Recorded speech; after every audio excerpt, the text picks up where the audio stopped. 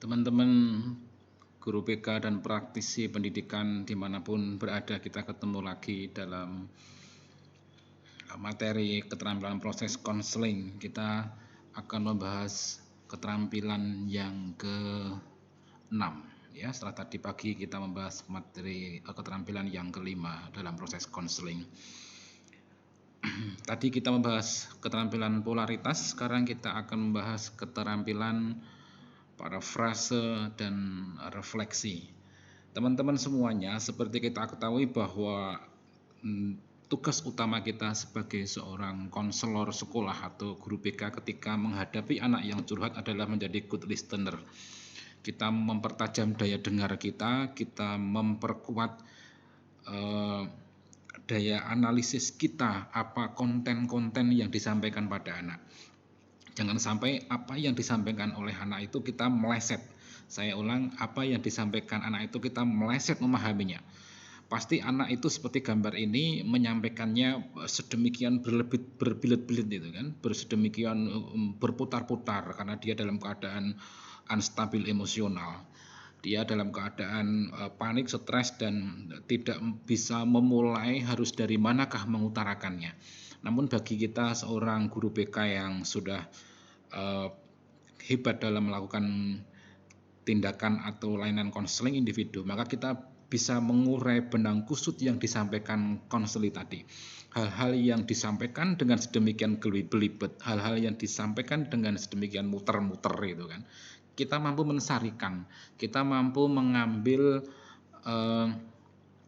kunci-kuncinya, kemudian kita runtutkan dengan lebih rinci dan tegas. Namun kita tidak membeyo, artinya membeyo itu hanya ikut-ikutan apa yang disampaikan. Suatu hari anak datang, kemudian menyampaikan, "Pak, tadi malam itu saya tuh heran dan bingung mau kemana. Ada UFO di rumah saya, bapak sama ibu berantem, lempar-lemparan piring. Gara-garanya itu bapak ketahuan WhatsAppan dengan temennya sekantor, ibu marah luar biasa. Bapak sama ibu berantem di rumah tadi malam." Itu parafrase Bapak Ibu. Kemudian kita akan masuk kepada tataran yang lain. Parafrase ini harus kita lakukan dengan secanggih mungkin. Kita rekam dulu apa yang anak itu sampaikan, esensinya. Dia udah bulat-bulat gitu, kita bisa menyimpulkan. Tadi malam bapak sama ibu berantem di rumah. "Iya Bu, saya lereng nggak bisa." "Kamu ada di situ." Hal-hal ini kita bisa mengurai apa yang disampaikan dengan secara menggebu-gebu, kita menyampaikan dengan runtutnya, rincinya, dengan tenangnya. Kemudian kita lakukan juga refleksi. Bapak Ibu pasti sudah tahu bahwa refleksi itu ada dua, refleksi isi dan refleksi perasaan. Kalau dalam tataran refleksi isi, maka kita menyampaikan, "Kamu melihat langsung bapak dan ibu berantem di depanmu." Itu kontennya refleksi isi. Tapi ketika refleksi perasaan, maka kita akan ikuti, "Kamu melihat bapak dan ibu berantem di depanmu. Kamu bingung, kamu takut ya, harus bagaimana ya saat itu ya. Ya tadi malam bingung banget kamu ya." Refleksi perasaan ini adalah apa yang kamu rasakan ketika terjadi itu. Jadi bedanya antara refleksi isi dan refleksi perasaan. Refleksi perasaan ini akan menjembatani seberapa benar analisis kita apa yang dia rasakan saat kejadian itu. Jadi ini refleksi perasaan. Kalau refleksi isi kan kontennya gitu Bapak Ibu. Nah, saya lanjutkan Bapak Ibu. Hal-hal seperti ini akan membuat si peserta didik itu merasa apa yang saya sampaikan, guru BK bisa menerima dengan detail. Jangan sampai seorang guru BK itu bagian aseptor otaknya itu selip. Maksudnya gini, ada guru BK diajak ngomong apa, nerimanya apa. Diajak ngomong B, nerimanya C. "Oh, tadi malam bapak ibu berantem. Terus kamu sama adik ngumpet di kamar gitu, bisa ketawa ketiwi gitu." "Enggak Bu, saya tuh di situ." Kelihatan sekali kalau parafrase atau refleksi isinya itu selip guru BK dalam memahaminya, dalam mendengarkannya. Bapak Ibu sekalian, ini penting harus kita cermati dalam diri kita agar selalu dan sering melakukan itu, karena beberapa fungsi daripada para fase refleksi ini sangat sangat penting.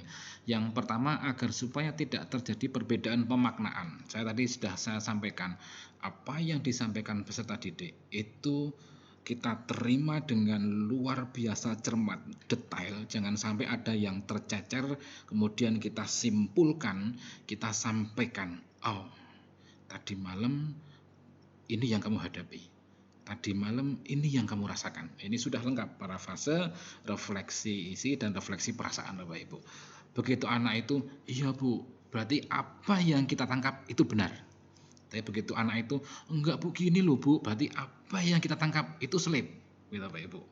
Kemudian yang kedua, ini merupakan bukti bahwa kita menjadi seorang konselor itu dalam melakukan konseling kita itu bisa menangkap dengan cermat, tidak ada yang tercecer apa inti kunci dari curhatan anak. Jangan sampai kita, mohon maaf, menjadi seorang good listener hanya mendengar. Beda dengan mendengarkan. Kemarin kan Prof mungkin menyampaikan gitu. Mendengar dengan mendengarkan itu beda. Nah, ketika mendengarkan itu kita menbidik kunci-kuncinya. Kemudian kita parafrasekan, kemudian kita refleksikan.